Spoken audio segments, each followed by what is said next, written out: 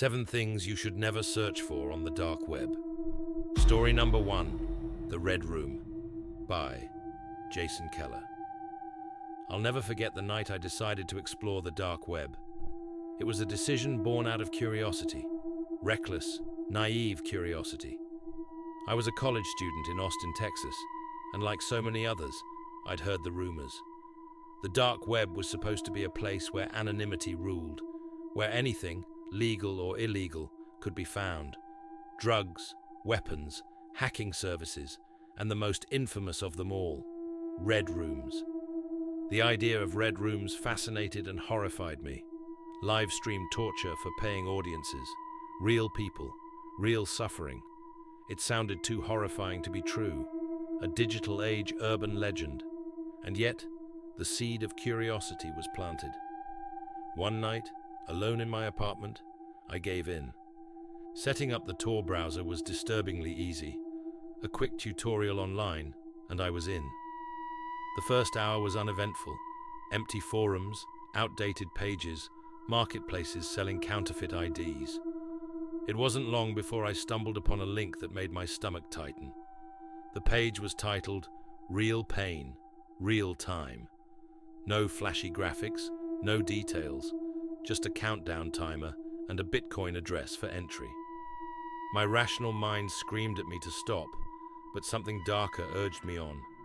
I told myself it had to be fake, just some sick prank to lure in thrill-seekers like me. I paid the fee, and as the countdown ticked closer to 0, my pulse quickened. I almost closed the browser. Almost. When the timer hit 0, the screen went black. For a moment, I thought it was over, that I'd wasted my money on a scam. Then the feed began. The image was grainy, the audio crackling, but the scene it revealed was crystal clear. A dimly lit room, the walls bare concrete, the floor stained and cracked. A single metal chair sat in the center, under the glare of a naked bulb hanging from the ceiling. The shadows danced around the edges of the frame, deep and ominous. I leaned closer, my breath fogging the screen. At first, the room was empty. I let out a shaky laugh, relief flooding through me. But then the door opened. A man entered the frame, his face hidden behind a blank white mask. In his hands, he dragged someone, a figure tied to a chair, their head covered with a black sack. They were struggling, their movements frantic but futile. The chat box on the side of the screen exploded with messages. Make it slow. Start with the hands. We're watching. My stomach twisted. The masked man moved with eerie precision, pulling the chair to the center of the room. The person's muffled cries grew louder, more desperate. The man stepped back and turned to face the camera. He tilted his head slightly, almost playfully, as if acknowledging the audience. The way he stood there, staring directly into the lens, made my skin crawl. I felt as though he was staring at me. I couldn't breathe. My mind screamed at me to close the window, to shut it all down, but my body refused to move. The chat continued, urging the man on. Then, slowly, he reached into his pocket and pulled out a knife. The blade glinted under the harsh light, and he held it up for the camera, letting the audience see every inch of it. That was when I snapped out of it. I slammed my laptop shut, my hands shaking so badly I nearly dropped it. My heart was pounding, and my entire body felt cold, like the life had been drained out of me. I stared at the closed laptop for what felt like hours, terrified that if I opened it again, the masked man would be there, waiting. I thought it was over. I thought I'd escaped, but the nightmare was just beginning. The next morning, I woke to a notification on my phone, an email with the subject line, "We saw you." My hands trembled as I opened it. There was no text, just an attachment. When I clicked it, my heart nearly stopped. It was a photo of me, taken through my laptop's webcam. My face, pale and wide-eyed, staring at the screen during the stream. I ripped a piece of tape off a roll in my drawer and slapped it over the webcam, my breath coming in short gasps. I unplugged the laptop and drove straight to a computer repair shop, desperate for answers. The technician confirmed my worst fears. Someone had installed malware on my computer, giving them full access to my webcam and files. This was no amateur job, he said grimly. Whoever did this knew exactly what they were doing. I couldn't eat, couldn't sleep for weeks after that night. Every time I heard a noise in my apartment, every time I felt a shadow move behind me, I was back in that room, staring at that masked man. I destroyed my laptop, changed all my accounts, and even moved apartments, but the feeling of being watched never left. I don't know if the red room I saw was real. I don't know if the people behind it are still out there. But I know this. Once you open the door to the dark web, you can't close it. And the people behind those doors, they see you, they know you, and they never forget. If you value your sanity, your safety, your life, stay away. Some things aren't meant to be seen. Story number 2, The Human Experiment, by Laura Simmons. In 2016, I was a second-year medical student at a university in Denver, Colorado. Like most students, I was constantly looking for ways to make my research stand out. For a paper on medical ethics, I decided to explore the history of unethical human experimentation, from cases like the Tuskegee study to secretive Cold War programs. That's how I first heard about a dark website called The Human Experiment. I thought it was an exaggeration, a modern urban legend. The rumors claimed the site documented real, ongoing experiments on unwilling participants, people abducted, trafficked, or imprisoned. The stories were horrifying, but part of me wanted to see if there was any truth to them. With my medical background, I convinced myself I was just doing research. It wasn't curiosity, I told myself. It was academic inquiry. Setting up the tools to access the dark web was easier than I expected. Within an hour, I was navigating anonymous forums, looking for mentions of the site. After several dead ends, I found a post with a link. The page was stark and clinical, with a black background and white text that read, "Welcome to the Human Experiment." The homepage was divided into categories: sleep deprivation, temperature extremes, psychological conditioning, organ removal. Each section had a description of the experiments, the methods used, and the supposed results. But what made my stomach turn were the videos. There were dozens of them, each with a vague title like Subject 37, Hypothermia Tolerance, or Subject 12, Anesthesia-Free Extraction. I hesitated for a long time before clicking one. When I did, the screen filled with grainy footage of a dimly lit room. A man sat strapped to a chair, shivering violently, his skin pale and mottled. A metal bucket of water sat next to him, and a gloved hand entered the frame, slowly pouring the icy liquid over his head. The man gasped, his breath forming clouds in the freezing air. The video was silent, except for the sound of the water hitting the floor and the man's chattering teeth. A timer in the corner of the screen ticked upward, marking how long he'd been exposed. I clicked out of the video, my heart racing, but the images were burned into my mind. I returned to the homepage, scrolling through the other categories. One section offered a chilling option. Participants needed. Apply now. Below it was a form asking for personal information: name, age, height, weight, and medical history. My hands trembled as I realized this wasn't just a site documenting experiments.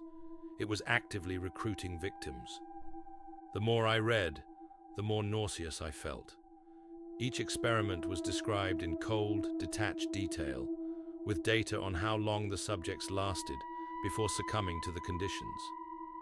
Some experiments involved injecting substances directly into the bloodstream. Others tested the limits of human endurance under extreme pain. There was even a section titled Control Group Disposal, which I didn't dare click. At some point, I noticed a chat box blinking in the corner of the screen. A message appeared. Welcome, Laura. I froze. I hadn't entered my name anywhere. Another message popped up. We've been expecting you. I slammed my laptop shut, my chest tight with panic. How had they found my name? Was it some kind of scare tactic, or had they hacked my computer? I spent the next hour deleting everything. My browser, my history, even the operating system on my laptop. But the sense of dread didn't go away. The next day, I started receiving strange emails. The first was a blank message with the subject line, "Be careful." The second contained a link that I didn't dare click. A third had an attachment, a single photo of my apartment building, taken from the street. I reported everything to the authorities, but they didn't take me seriously. "It's probably just a scam," they said. "Don't go on those sites again." But I knew what I'd seen wasn't just a scam. The experiments were real, the site was real, and whoever ran it knew who I was. For weeks, I lived in constant fear. I changed my locks, moved to a new apartment, and stopped using my laptop altogether. To this day, I don't know how they found my name or why they targeted me, but I've never returned to the dark web. The memory of those experiments, the cold, clinical descriptions of human suffering, still haunts me. My only advice? Stay away from the dark web. Curiosity isn't worth what you'll find there, and sometimes, when you look into the shadows look back. Story number 3, The Cannibal Cafe, by Brian Hartman. I was working as a journalist in Chicago when I first stumbled upon the Cannibal Cafe. It was 2017, and I was researching a piece about Armin Meiwes, the infamous German cannibal who made headlines in the early 2000s. His case was horrifying enough. 2 consenting adults engaging in an act that most of us can't even comprehend. But as I dove deeper into the story, I kept seeing mentions of an active dark web community dedicated to the same gruesome topic. I thought it was just internet folklore, but the more I looked, the more I realized it wasn't. One night, I decided to investigate for myself. I set up the necessary tools to access the dark web and began searching for forums and sites related to cannibalism. Most of what I found was absurd, obvious trolls or sites that hadn't been updated in years. But then I found a link that led me to something far more sinister: the Cannibal Cafe. The site was shockingly well organized. It had forums, personal ads, and even recipe sections. At first, I thought it had to be some kind of sick joke, a place where edgy internet users went to push boundaries and provoke reactions. But as I scrolled through the posts, the tone of the messages made my stomach turn. One thread was titled, "Willing Participant Looking for a Cook." The post was disturbingly detailed. The author described themselves, age, weight, height, and offered to meet anyone interested in preparing them. Other users responded with serious-sounding questions. What's your muscle-to-fat ratio? And do you prefer slow or quick preparation? Another post I came across was from someone advertising themselves as a chef. They claimed to have experience and offered to help first-timers with the process. The language was casual, almost clinical, as if they were discussing nothing more unusual than hosting a dinner party. The worst section, though, was the recipes. It was exactly what it sounded like: instructions for cooking human flesh. One post described how to season and prepare specific cuts, listing temperatures and techniques in nauseating detail. I felt sick just reading it, but I couldn't tear my eyes away. The idea that anyone would take this seriously, let alone try it, was too horrifying to process. I was about to close the browser when I noticed a message had been sent to me through the site's built-in chat feature. It read, "New here? Welcome to the table." My heart stopped.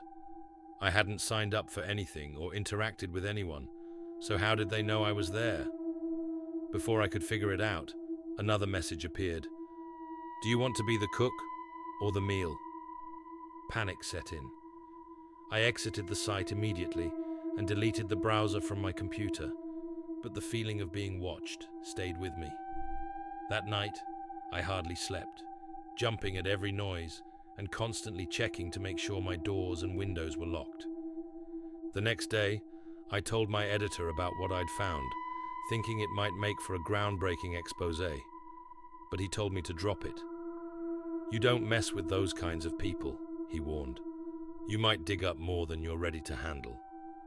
I tried to move on, but it didn't end there. A week later, I started receiving anonymous emails. The first one simply said, "We saw you." The second contained a link to a dark web address, but I didn't dare click it. The third was the most disturbing, a photo of my apartment building, taken from the street. Terrified, I went to the police, but they couldn't trace the messages. They suggested I stay off the dark web and be more careful online. That advice didn't bring me much comfort. For months, I felt like I was being followed. Every time I saw a car parked outside my apartment or a stranger looking in my direction for too long, my paranoia spiked. To this day, I don't know if the Cannibal Cafe was real or if it was just a twisted gathering place for sick fantasies, but I know the people running it weren't just messing around. They were watching, and they wanted me to know it. My curiosity almost cost me more than I can bear to think about. If there's one thing I've learned, it's this. The dark web isn't just a place for hidden knowledge or underground communities. It's a hunting ground, and once you step into its shadows, you might not come out the same. Story number 4. Hitman Services by Alex Grant. In 2018, I was a 24-year-old software engineer living in Seattle. My friends and I were obsessed with testing the limits of technology. We'd mess around with programming challenges, try out hacking exercises, and sometimes, out of sheer curiosity, explore the hidden corners of the internet. That's how we ended up on the dark web one night, searching for something we never thought could be real: Hitman Services. It started as a dare during one of our late-night hangouts. Someone brought up a site they'd heard of called Besa Mafia, which supposedly connected people with professional assassins. At first, we thought it was just an urban legend, but the challenge of finding it was too tempting to resist. We set up the Tor browser and began digging through forums, asking the right, or maybe the wrong, questions. After hours of searching, we found it. The homepage was simple but unnervingly professional. A bold headline read, "Need someone gone? We can help." Below it were categories: personal enemies, business competitors, and even government officials. There were testimonials from satisfied clients claiming the service was efficient and discreet. Each hit had a price, depending on the complexity: $5,000 for an accident, $20,000 for something high profile. At first, we laughed nervously. It all seemed absurd. Who would actually use something like this? But the deeper we explored, the more real it became. The site had a list of available contractors, complete with profiles that included skill sets, regions of operation, and customer ratings. It felt like a dark parody of a freelance job board. Then we found the section that made my blood run cold, a page titled Pending Contracts. It was a list of targets. Each entry included a photo, name, and details about the person's location and routine. Some even included descriptions like confirmed schedule, leaves work at 5:30 p.m. every day. As we scrolled, the reality of what we were looking at began to sink in. These weren't hypothetical scenarios. These were real people. We were about to close the browser when a message appeared in the site's chat box. "Need help with something?" None of us had typed anything or interacted with the site in any way.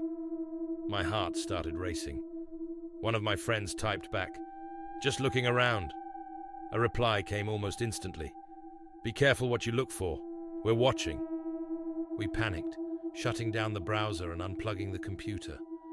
We tried to laugh it off as a scare tactic, but the fear lingered.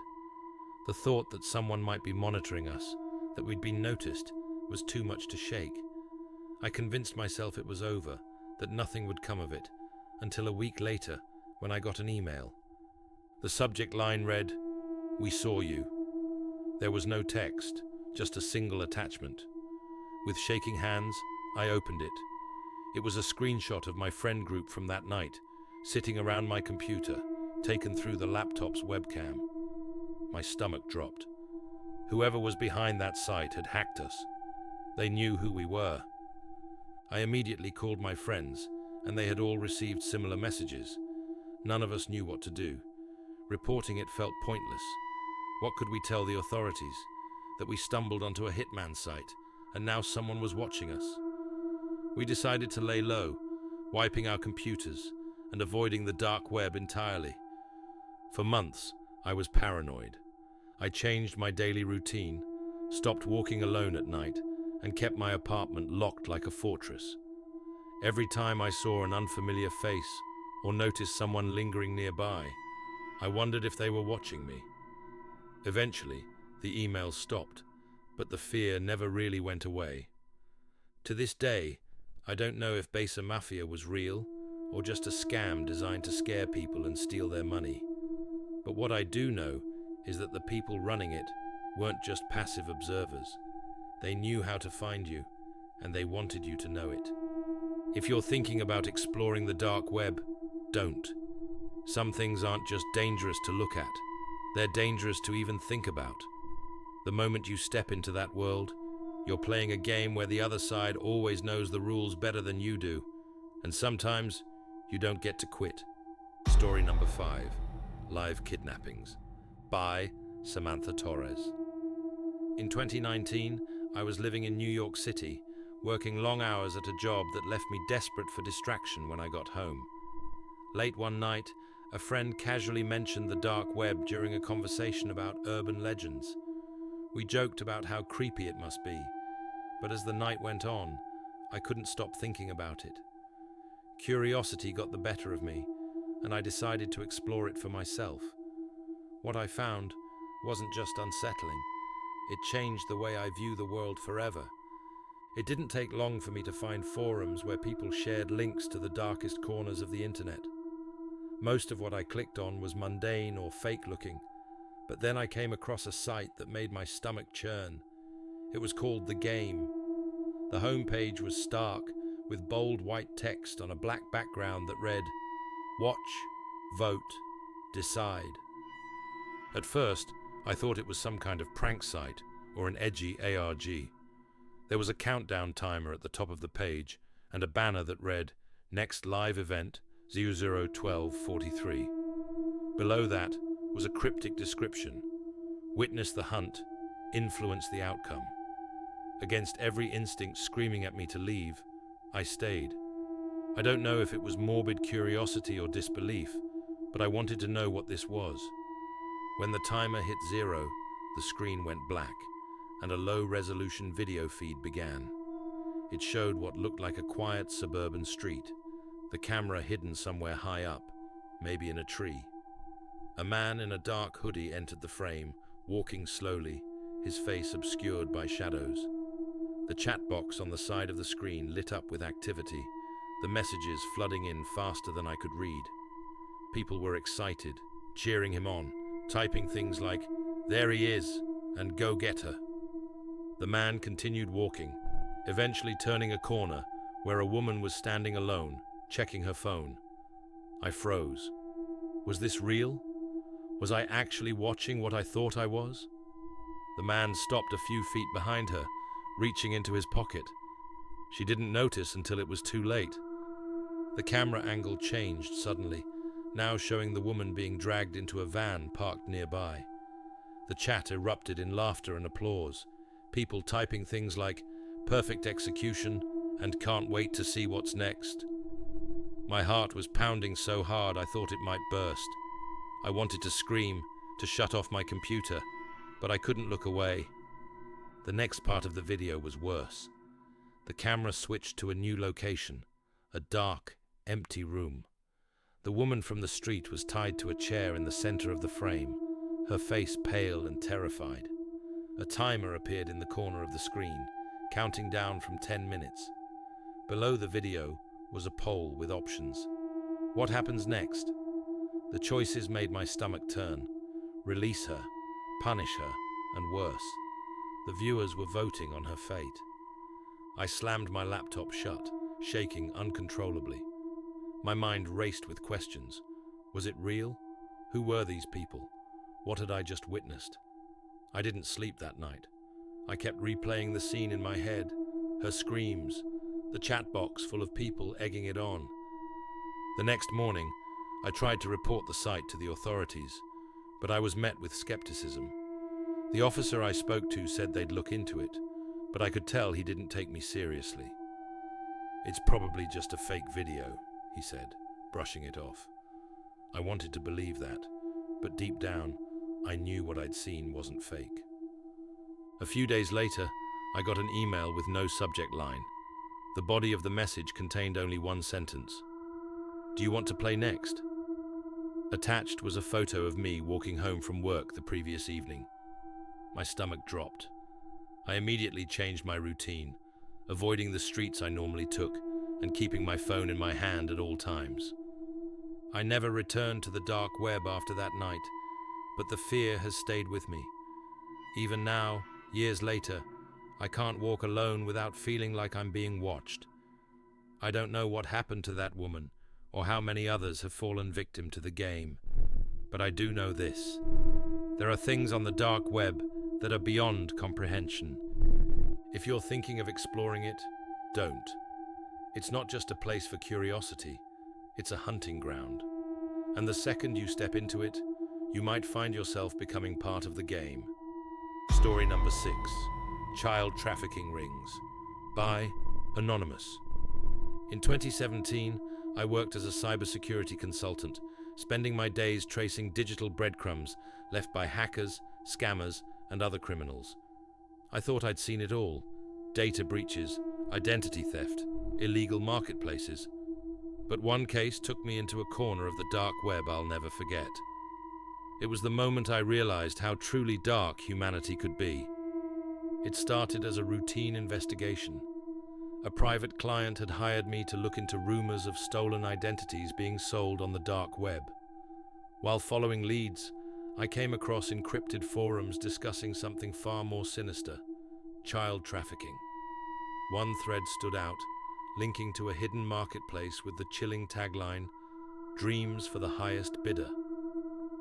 Against my better judgment, I decided to take a look. The site was unnervingly professional, with a sleek design that made it look like a luxury goods auction. The homepage featured categories like new arrivals, special orders, and high-profile clients. I hoped it was a hoax, but the reality hit me when I clicked on a listing. The page showed a blurry photo of a child, no older than 7, with details including their name, age, and country of origin. The description read, "Trained for obedience, no complications." I felt sick. Below the listing was a bidding history. The current bid was over $20,000, with comments from users like, "When will delivery be ready?" and "Do you guarantee discretion?" The site even offered a live chat for buyers to negotiate terms. The cold, transactional tone of the messages made my skin crawl. I spent hours documenting what I could, screenshotting pages and recording URLs. The deeper I went, the more horrifying it became. There was an entire section dedicated to custom orders, where users could request specific attributes: age, appearance, even personality traits. The site claimed to offer global delivery and listed encrypted payment methods to ensure anonymity. What disturbed me the most was the forum attached to the marketplace. It wasn't just a place for transactions, it was a community. Users shared advice on how to handle their purchases, with threads discussing methods for ensuring silence and compliance. The language was clinical, almost professional, as if they were discussing logistics for a legitimate business. I knew I needed to report this, but I also knew how dangerous it was to draw attention to myself. As I continued gathering evidence, I started noticing something strange. Every time I logged into the site, I received private messages from other users. At first, they were generic. Questions like, looking for something specific, or need help finding what you want. But soon, they became more personal. One message stood out. You've been here for a while. Are you buying or just looking? My heart raced as I stared at the screen. I hadn't interacted with anyone, yet they seemed to know I was there. A few minutes later, another message appeared. You shouldn't stay too long. I logged out immediately, my hands trembling. But the nightmare wasn't over. The next morning, I received an email on my personal account. The subject line read, "We see you." Attached was a photo of my apartment building, taken from the street. I hadn't shared any personal information, not even a username tied to my real identity. They had found me. I wiped my computer that same day, deleting everything and reinstalling the operating system.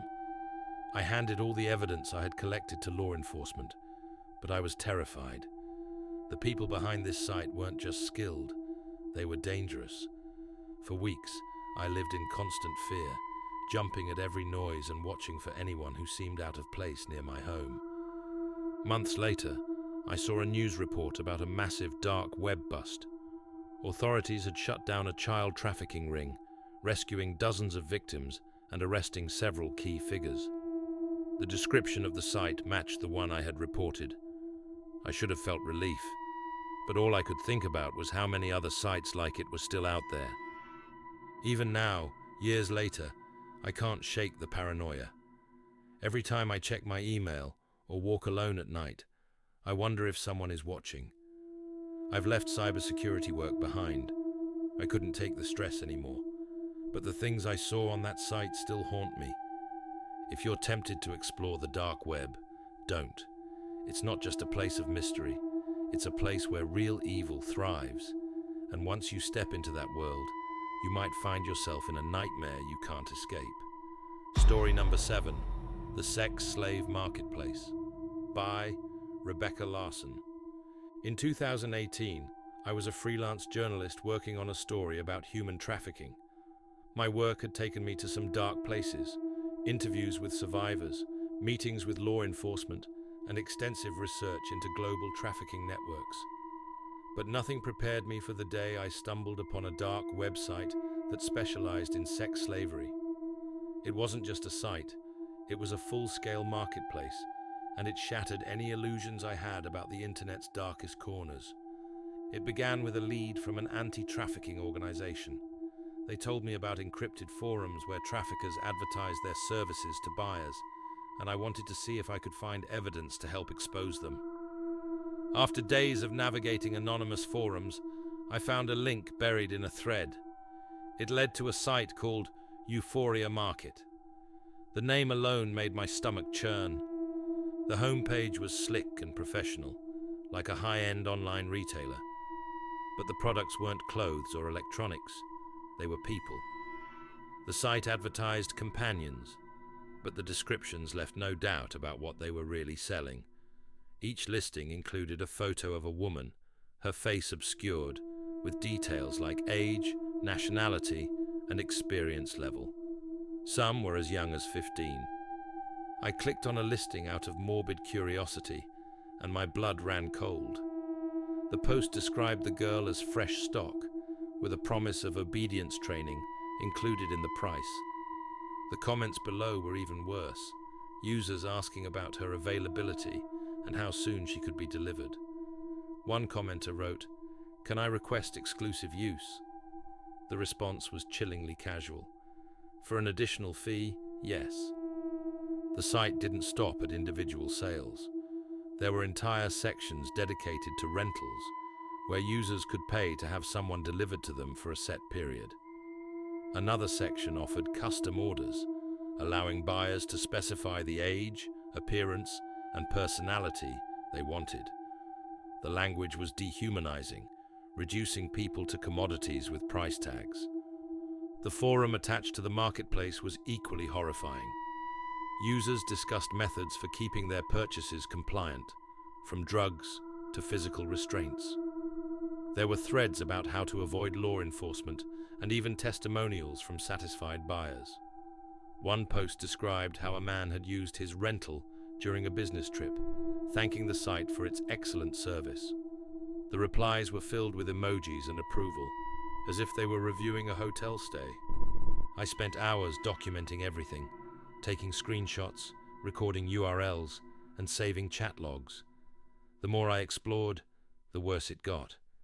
There were listings for children, including babies, labeled as special services.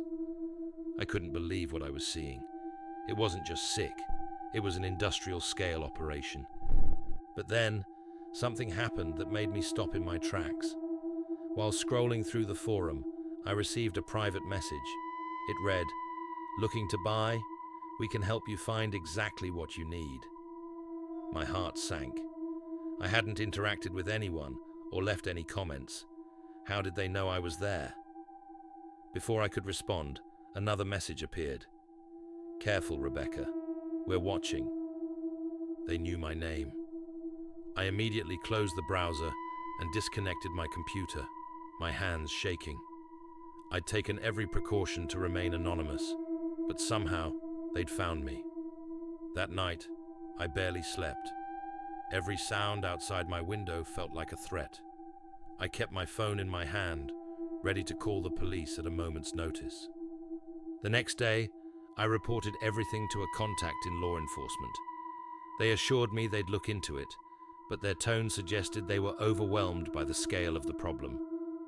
Weeks later, I saw a news report about a dark web sting that rescued dozens of women and children from trafficking networks. I like to think my evidence helped, but it's hard to feel victorious when I know how many more sites like Euphoria Market still exist. I've since left investigative journalism. The toll of that case was too much to bear. Even now, I can't shake the paranoia. Every time I receive a strange email or see an unfamiliar car parked near my house, I think back to that message. We're watching. If you're curious about the dark web, don't be. It's not just a collection of hidden sites. It's a breeding ground for humanity's worst impulses. And if you wander too far, you might find yourself on their radar. Believe me, it's not a place you want to be.